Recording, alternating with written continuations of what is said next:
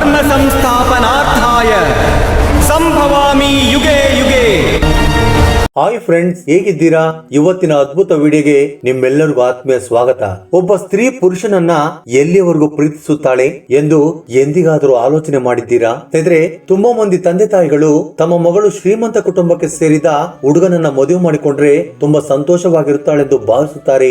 ಆದ್ರೆ ಆ ರೀತಿಯಾಗಿ ಮದುವೆ ಮಾಡಿಕೊಂಡ ನಂತರ ನಮ್ಮ ಮಗಳು ಸಂತೋಷವಾಗಿ ಇರುತ್ತಾಳೋ ಇಲ್ಲವೋ ಎಂದು ಆಲೋಚನೆ ಮಾಡುವುದಿಲ್ಲ. ಆದರೆ ಪ್ರಸ್ತುತ ಕಾಲದಲ್ಲಿ ಕೆಲವು ಮಕ್ಕಳು ಯಾರ್ಯಾರ ಜೊತೆ ಮಾತಾಡುತ್ತಾ ಪ್ರೀತಿ ಮಾಡಿ ಮದುವೆ ಮಾಡಿಕೊಳ್ಳುತ್ತಾ ಆ ಮದುವೆಗೆ ತಂದೆ ತಾಯಿಗಳು ಒಪ್ಪಿಕೊಳ್ಳದೆ ಹೋದ್ರೆ ಅವರನ್ನು ಕೂಡ ದೂರ ಮಾಡಿಕೊಳ್ಳುವುದಕ್ಕೆ ಸಿದ್ಧರಾಗಿರುವುದನ್ನ ನಾವು ನೋಡಿಯೇ ಇರುತ್ತೇವೆ.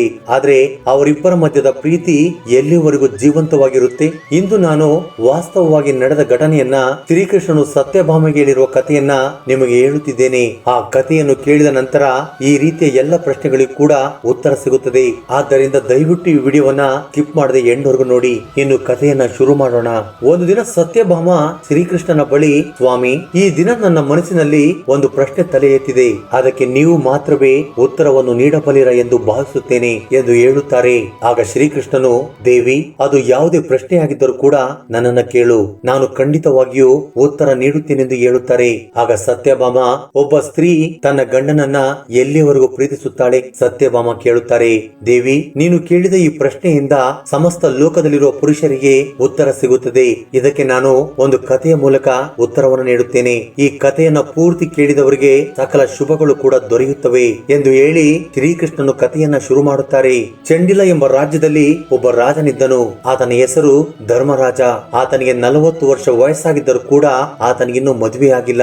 ಆ ರಾಜ್ಯದಲ್ಲಿ ಒಂದು ದಟ್ಟವಾದ ಅರಣ್ಯವಿದೆ ಎಂದು, ಅಲ್ಲಿಗೆ ಯಾರು ಸಹ ಹೋಗಲು ಸಾಧ್ಯವಿಲ್ಲವೆಂದು, ಅಲ್ಲಿ ಸುಂದರವಾದ ಪ್ರಾಣಿಗಳು ಮಾತ್ರ ವಾಸ ಮಾಡುತ್ತವೆ ಎಂದು ಎಲ್ಲರೂ ಚರ್ಚೆ ಮಾಡುತ್ತಿದ್ದರೆ ಆಗೋ ಈಗೋ ಆ ರಹಸ್ಯ ರಾಜನ ಕಿವಿಗೆ ಬೀಳುತ್ತದೆ. ಆಗ ತಕ್ಷಣ ರಾಜನು ಆ ಅಂದವಾದ ಅಡವಿಯನ್ನ ನೋಡಬೇಕೆಂದು ಅಲ್ಲಿಗೆ ಹೋಗುವುದಕ್ಕೆ ತನ್ನ ಕುದುರೆಯನ್ನ ಸಿದ್ಧ ಮಾಡಿ ಎಂದು ಆದೇಶ ಮಾಡುತ್ತಾರೆ.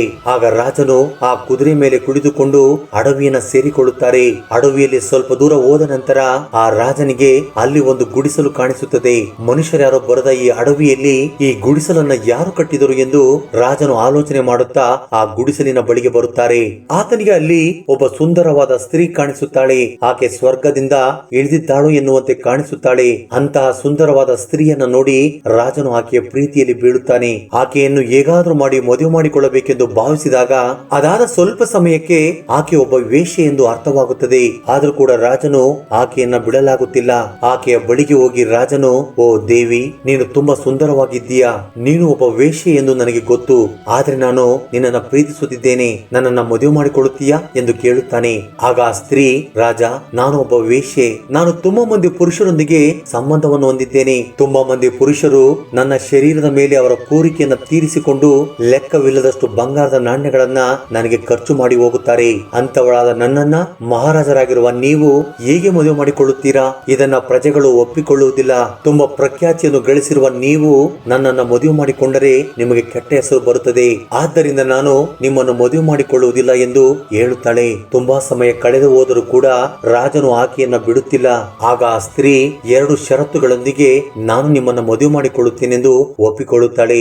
ಏನದು ಎಂದು ರಾಜನು ಕೇಳಿದಾಗ, ಮೊದಲನೆಯದು, ನನಗೆ ವಯಸ್ಸಾದ ತಂದೆ ತಾಯಿಗಳು ಇದ್ದಾರೆ, ಅವರನ್ನ ಅಂತಃಪುರಕ್ಕೆ ಕರೆದುಕೊಂಡು ಹೋಗಿ ಜಾಗೃತವಾಗಿ ನೋಡಿಕೊಳ್ಳಬೇಕು.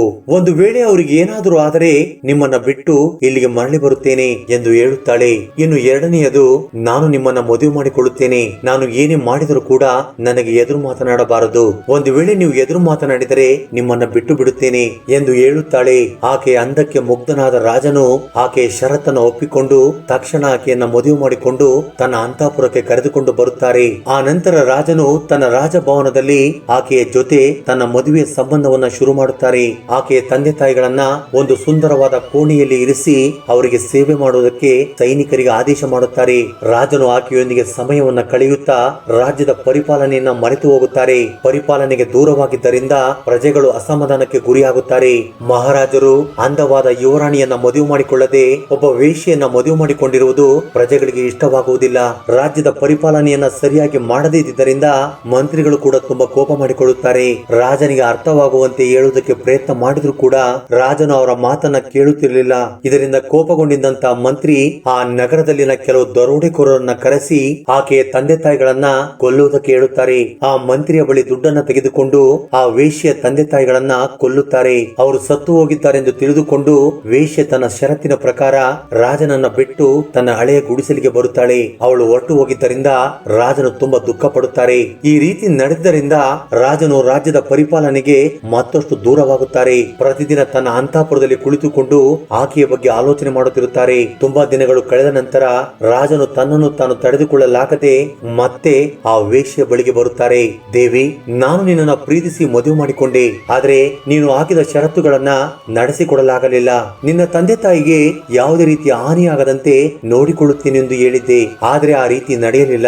ನಾನು ಅವರನ್ನ ರಕ್ಷಣೆ ಮಾಡೋದಕ್ಕೆ ಎಷ್ಟೋ ಪ್ರಯತ್ನವನ್ನ ಮಾಡಿದೆ, ಆದ್ರೆ ಅದು ನನ್ನಿಂದ ಸಾಧ್ಯವಾಗದೆ ಕೊನೆಗೆ ಅವರು ಸತ್ತು ಹೋದರು. ಆದ್ರೆ ನಾನು ನಿಮ್ಮನ್ನ ತುಂಬಾ ಪ್ರೀತಿ ಮಾಡಿದ್ದೇನೆ. ನೀವು ಹೊರಟು ಹೋದಾಗಿನಿಂದಲೂ ನಾನು ನಿಮ್ಮ ಬಗ್ಗೆನೇ ಆಲೋಚನೆ ಮಾಡುತ್ತಿದ್ದೇನೆ. ಆ ರೀತಿ ಆಲೋಚನೆ ಮಾಡುತ್ತಾ ಒಬ್ಬ ರಾಜನಾಗಿ ನನ್ನ ಕರ್ತವ್ಯವನ್ನು ಕೂಡ ಮರೆತು ಹೋಗಿದ್ದೇನೆ. ದೇವಿ, ನಿನ್ನನ್ನು ಬಿಟ್ಟು ನಾನು ಬದುಕಲಾರೆ. ನೀನು ಮತ್ತೆ ನನ್ನ ಜೊತೆ ನನ್ನ ಅಂತಃಪುರಕ್ಕೆ ಬರುತ್ತೀಯಾ ಎಂದು ಕೇಳುತ್ತಾರೆ. ಆಗ ಆ ಸ್ತ್ರೀ, ಓ ರಾಜ, ನಾನು ಒಬ್ಬ ವೇಶ್ಯೆ ಎಂದು ನಿಮಗೆ ಗೊತ್ತು. ಎಷ್ಟೋ ಮಂದಿ ಪುರುಷರು ನನ್ನನ್ನು ಆರಾಧಿಸುತ್ತಾರೆ. ನನ್ನ ಅಂದವನ್ನ ನೋಡಿ ಅವರಲ್ಲಿ ಕಾಮ ಹೆಚ್ಚಾಗುತ್ತದೆ. ನನ್ನ ಬಳಿ ಬಂದು ನನ್ನ ಜೊತೆ ಸಮಯ ಕಳೆದು ನನ್ನ ಶರೀರದ ಮೇಲೆ ಅವರ ಕಾಮ ಕೋರಿಕೆಗಳನ್ನು ತೀರಿಸಿಕೊಂಡು ನನಗೆ ದುಡ್ಡು ಕೊಟ್ಟು ಹೊರಟು ಹೋಗುತ್ತಾರೆ. ನನ್ನ ಹೊಟ್ಟೆಯನ್ನು ತುಂಬಿಸಿಕೊಳ್ಳುವುದಕ್ಕೆ ನಾನು ಅದೇ ಕೆಲಸವನ್ನ ಮಾಡುತ್ತೇನೆ. ನಾನು ಅದಕ್ಕೋಸ್ಕರನೇ ಹುಟ್ಟಿದ್ದೇನೆ. ನಾನು ಯಾರನ್ನು ಸಹ ಮದುವೆ ಮಾಡಿಕೊಳ್ಳಬಾರದು. ಮಹಾರಾಜರಾಗಿರುವ ನಿಮ್ಮಂತರು ಅಸಲಿಗೆ ನನ್ನಂತ ಸ್ತ್ರೀಯನ್ನ ಮದುವೆ ಮಾಡಿಕೊಳ್ಳಬಾರದು. ಮಹಾರಾಜ, ಈಗ ನಾನು ಹೇಳುತ್ತಿರುವ ವಿಷಯಗಳನ್ನ ಜಾಗೃತರಾಗಿ ಕೇಳಿ. ಒಬ್ಬ ಮಹಾರಾಜನಾಗಿ ನೀವು ಇಂಥ ವಿಷಯಗಳನ್ನ ಖಂಡಿತವಾಗಿ ತಿಳಿದುಕೊಳ್ಳಬೇಕು. ಮೊಟ್ಟ ಮೊದಲಿಗೆ ನಾನು ಹೇಳಬೇಕಾದ ವಿಷಯವೇನು ಅಂದ್ರೆ, ನೀವು ಒಬ್ಬ ಮಹಾರಾಜ.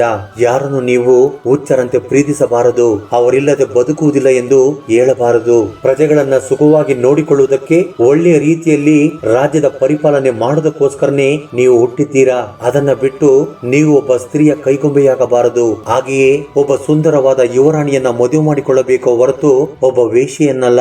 ಇದನ್ನ ಯಾವುದೇ ಕಾರಣಕ್ಕೂ ಪ್ರಜೆಗಳು ಒಪ್ಪಿಕೊಳ್ಳುವುದಿಲ್ಲ. ಒಬ್ಬ ವೇಶ್ಯೆಯನ್ನ ಮದುವೆ ಮಾಡಿಕೊಳ್ಳುವುದು ನಿಮ್ಮ ಇಡೀ ಜೀವನವೇ ಮಾಯೆಯಾಗಿ ಬದಲಾಗುತ್ತದೆ. ಏಕೆಂದ್ರೆ ಒಬ್ಬ ವೇಶ್ಯೆ ಒಬ್ಬನಿಗೆ ಮಾತ್ರ ಮಹಾರಾಣಿಯಾಗಿರುವುದಿಲ್ಲ. ಆಕೆಗೆ ಯಾರು ದುಡ್ಡು ಕೊಡುತ್ತಾರೋ ಅವರಿಗೆ ಆಕೆ ರಾಣಿಯಾಗಿರುತ್ತಾಳೆ. ಈ ರೀತಿಯಾಗಿ ದಿನಕ್ಕೊಬ್ಬರಿಗೆ ನಾನು ರಾಣಿಯಾಗಿರುತ್ತೇನೆ. ಒಬ್ಬ ವೇಶ್ಯೆ ಯಾರ ಬಳಿ ಹೆಚ್ಚಾಗಿ ದುಡ್ಡಿರುತ್ತೋ ಅವರಿಗೆ ರಾಣಿಯಾಗಿರುತ್ತಾಳೆ. ವೇಶ್ಯೆ ಕೇವಲ ದುಡ್ಡನ್ನು ಮಾತ್ರ ಇಷ್ಟಪಡುತ್ತಾಳೆ, ಪ್ರೀತಿಸುತ್ತಾಳೆ ಸಹ, ಅದೇ ಮನುಷ್ಯನನ್ನಲ್ಲ. ಓ ರಾಜ, ಈ ಸಮಾಜದಲ್ಲಿರುವ ಇತರೆ ಯಾವುದೇ ಅಂದವಾದ ಸ್ತ್ರೀಯನ್ನ ನೋಡಿ ಮದುವೆ ಮಾಡಿಕೊಳ್ಳಿ. ಏಕೆಂದರೆ ಆಕೆಗೆ ಒಂದು ಜಾತಿ ಇರುತ್ತದೆ, ಆದ್ರೆ ಒಬ್ಬ ವೇಶ್ಯೆಗೆ ಒಂದು ಜಾತಿ ಎಂಬುದು ಇರುವುದಿಲ್ಲ. ಅವರು ಎಲ್ಲ ಧರ್ಮದವರ ಜೊತೆ ಲೈಂಗಿಕ ಸಂಬಂಧವನ್ನ ಇಟ್ಟುಕೊಳ್ಳುತ್ತಾರೆ. ಒಬ್ಬ ಮಹಾರಾಜನಾಗಿ ಒಂದು ಧರ್ಮವನ್ನು ಹೊಂದಿರುವ ಸ್ತ್ರೀಯನ್ನ ಮದುವೆ ಮಾಡಿಕೊಳ್ಳುವುದು ನಿಮಗೆ ಗೌರವವನ್ನ ತರುತ್ತದೆ. ಅಂತಹ ಒಬ್ಬ ಸ್ತ್ರೀ ನಿಮ್ಮ ನಂಬಿಕೆಗೆ ಅರ್ಹಳಾಗಿರುತ್ತಾಳೆ. ಒಬ್ಬ ಹೆಂಡತಿಯಾದವಳು ಗಂಡನಿಗೆ ನಂಬಿಕಸ್ಥಳಾಗಿರಬೇಕು. ಪ್ರತಿಯೊಬ್ಬ ಸ್ತ್ರೀಯೂ ಕೂಡ ತನ್ನ ಗಂಡನು ಪರ ಸ್ತ್ರೀಯೊಂದಿಗೆ ಸೇರಬಾರದು ಎಂದು ಬಯಸುತ್ತಾಳೆ. ಪ್ರತಿಯೊಬ್ಬ ಸ್ತ್ರೀಯು ಯಾವ ರೀತಿಯ ಸ್ತ್ರೀಯನ್ನ ಇಷ್ಟಪಡುವುದಿಲ್ಲವೋ ಅಂತ ಸ್ತ್ರೀ ನಾನು. ಪ್ರತಿಯೊಬ್ಬ ಹೆಂಡತಿಯು ಕೂಡ ತನ್ನ ಗಂಡನ ಕಷ್ಟ ಕಾಲದಲ್ಲಿ ಆಧಾರವಾಗಿರಬೇಕು. ಪ್ರತಿಯೊಬ್ಬ ಗಂಡಂದಿರಿಗೂ ತನ್ನ ಹೆಂಡತಿಯ ಸರ್ವಸ್ವವಾಗಿರಬೇಕು. ಆದ್ರೆ ದುಡ್ಡಿರುವಾಗ ತನ್ನ ಗಂಡನನ್ನು ಪ್ರೀತಿಸುತ್ತಾ ದುಡ್ಡು ಇಲ್ಲದಿರುವಾಗ ಆತನನ್ನ ಬಿಟ್ಟು ಮತ್ತೊಬ್ಬ ಪುರುಷನ ಕಡೆ ನೋಡಬಾರದು. ಆ ರೀತಿ ಮಾಡಿದರೆ ಆ ಮನೆಯಲ್ಲಿ ಲಕ್ಷ್ಮೀ ದೇವಿ ಇರುವುದಿಲ್ಲ. ಅಂತಹ ಒಂದು ಮನೆಯಲ್ಲಿ ಲಕ್ಷ್ಮೀ ದೇವಿ ನೆಲೆಸುವುದಕ್ಕೆ ಇಷ್ಟಪಡುವುದಿಲ್ಲ. ಆದ್ದರಿಂದ ನೀವು ಮದುವೆ ಮಾಡಿಕೊಳ್ಳುವುದಕ್ಕೆ ಒಬ್ಬ ವೇಶ್ಯೆ ಎಷ್ಟು ಮಾತ್ರ ಸರಿ ಹೋಗುತ್ತಾಳೆ. ಪವಿತ್ರವಾದ ಸತಿ ಅನಸೂಯೆಯಂತ ಮಹಿಳೆಯರ ಬಗ್ಗೆ ನೀವು ಕೇಳಿಯೇ ಇರುತ್ತೀರಾ. ತನ್ನ ಗಂಡ ಎಷ್ಟೇ ಬಡವನಾಗಿದ್ದರೂ ಕೂಡ ಆಕೆ ತನ್ನ ಗಂಡನನ್ನ ಬಿಡಲಿಲ್ಲ. ಆತ ಅನಾರೋಗ್ಯದಲ್ಲಿ ಇದ್ದರೂ ಕೂಡ ಆಕೆ ಆತನ ಸೇವೆಯನ್ನ ಮಾಡಿದಳು. ಆದ್ರೆ ನನ್ನ ಗಂಡನ ಬಳಿ ದುಡ್ಡಿಲ್ಲ, ಆತನು ಅನಾರೋಗ್ಯದಲ್ಲಿ ಇದ್ದಾನೆ ಎಂದು ಆತನನ್ನ ಬಿಟ್ಟು ಇನ್ನೊಬ್ಬ ಪುರುಷನನ್ನ ನೋಡಲಿಲ್ಲ. ನೀವು ಅಂತ ಸ್ತ್ರೀಯನ್ನ ಮದುವೆ ಮಾಡಿಕೊಳ್ಳಬೇಕು ಹೊರತು ಒಬ್ಬ ವೇಶ್ಯೆಯನ್ನಲ್ಲ. ಓ ಮಹಾರಾಜ, ನಿಮ್ಮನ್ನು ಕೈ ಮುಗಿದು ಬೇಡಿಕೊಳ್ಳುತ್ತೇನೆ, ಇವೆಲ್ಲವನ್ನು ದೃಷ್ಟಿಯಲ್ಲಿಟ್ಟುಕೊಂಡು ನನ್ನನ್ನ ಬಿಟ್ಟು ಬಿಡಿ. ಒಬ್ಬ ಅಂದವಾದ ಒಳ್ಳೆ ಲಕ್ಷಣಗಳನ್ನು ಹೊಂದಿರುವ ಯುವರಾಣಿಯನ್ನ ಮದುವೆ ಮಾಡಿಕೊಳ್ಳಿ. ಅದನ್ನ ಪ್ರಜೆಗಳು ಕೂಡ ಇಷ್ಟಪಡುತ್ತಾರೆ. ನನ್ನಂತ ಮಹಿಳೆ ನಿಮಗೆ ಕೆಟ್ಟ ಹೆಸರನ್ನ ತಂದು ಕೊಡುತ್ತಾಳೆ. ಆದ್ದರಿಂದ ನನ್ನನ್ನ ಪ್ರೀತಿಸುವುದನ್ನ ಬಿಟ್ಟು ಬಿಡಿ ಎಂದು ಹೇಳುತ್ತಾಳೆ. ಇದನ್ನೆಲ್ಲ ಕೇಳಿದ ನಂತರ ರಾಜನು ತನ್ನ ಮನಸ್ಸನ್ನ ಬದಲಾಯಿಸಿಕೊಳ್ಳುತ್ತಾರೆ. ನಂತರ ಅಂತಃಪುರಕ್ಕೆ ಹೋಗಿ ಒಂದು ಸುಂದರವಾದ ಯುವರಾಣಿಯನ್ನ ನೋಡಿ ಮದುವೆ ಮಾಡಿಕೊಳ್ಳುತ್ತಾರೆ. ಆ ಯುವರಾಣಿಯೊಂದಿಗೆ ರಾಜನು ತುಂಬಾ ಸಂತೋಷವಾಗಿ ಜೀವನ ಮಾಡಿದನು. ಪ್ರಸ್ತುತ ಕಾಲದಲ್ಲಿ ಗಂಡ ಹೆಂಡತಿಯರ ಮಧ್ಯೆ ಚಿಕ್ಕ ಚಿಕ್ಕ ವಿಷಯಗಳಿಗೂ ಕೂಡ ಜಗಳವಾಗುತ್ತಿರುತ್ತವೆ. ಸಂತೋಷವಾಗಿ ಬದುಕಬೇಕಿದ್ದ ಗಂಡ ಹೆಂಡತಿಯರು ಸಣ್ಣ ಪುಟ್ಟ ಜಗಳಗಳಿಂದ ದೂರವಾಗುತ್ತಿದ್ದಾರೆ. ಆದ್ರೆ ಅದು ಸರಿಯಾದ ಪದ್ಧತಿಯಲ್ಲ. ಹೆಂಡತಿಯಾದವಳು ಗಂಡನ ಬಳಿ ದುಡ್ಡು ಇರುವಾಗ ಆತನನ್ನ ಎಷ್ಟು ಪ್ರೀತಿ ಮಾಡುತ್ತಾಳೋ, ಆತನ ಬಳಿ ದುಡ್ಡು ಇಲ್ಲದಿರುವಾಗಲೂ ಕೂಡ ಆತನನ್ನ ಅಷ್ಟೇ ಪ್ರೀತಿಸಬೇಕು. ಕಷ್ಟ ಸುಖಗಳಲ್ಲಿ ಆತನಿಗೆ ಜೊತೆಯಾಗಿರಬೇಕು. ಆದ್ರೆ ಆತನಿಂದಲೇ ನಾನು ಕಷ್ಟಗಳಿಗೆ ಗುರಿಯಾಗುತ್ತಿದ್ದೇನೆ ಎಂದು ಆತನನ್ನ ನಿಂದಿಸಬಾರದು. ಈ ವಿಷಯವನ್ನು ಅರ್ಥ ಮಾಡಿಕೊಂಡ ಸ್ತ್ರೀ ತನ್ನ ಗಂಡನನ್ನ ಜೀವನ ಪರ್ಯಂತ ಪ್ರೀತಿಸುತ್ತಲೇ ಇರುತ್ತಾಳೆ ಎಂದು ಶ್ರೀಕೃಷ್ಣನು ಸತ್ಯಭಾಮೆಗೆ ಹೇಳುತ್ತಾರೆ. ಸ್ನೇಹಿತರೆ, ಈ ವಿಡಿಯೋದ ಬಗ್ಗೆ ನಿಮ್ಮ ಅಭಿಪ್ರಾಯ ಅನಿಸಿಕೆಗಳನ್ನ ಕಮೆಂಟ್ ಬಾಕ್ಸ್ ಅಲ್ಲಿ ಕಮೆಂಟ್ ಮಾಡಿ. ಹಾಗೆ ಈ ವಿಡಿಯೋ ನಿಮ್ಗೆ ಇಷ್ಟವಾಗಿದ್ದರೆ ದಯವಿಟ್ಟು ಲೈಕ್ ಮಾಡೋದನ್ನ ಮರೆಯಬೇಡಿ. ಜೈ ಶ್ರೀಕೃಷ್ಣ ವಾಸುದೇವ. ಧನ್ಯವಾದಗಳು.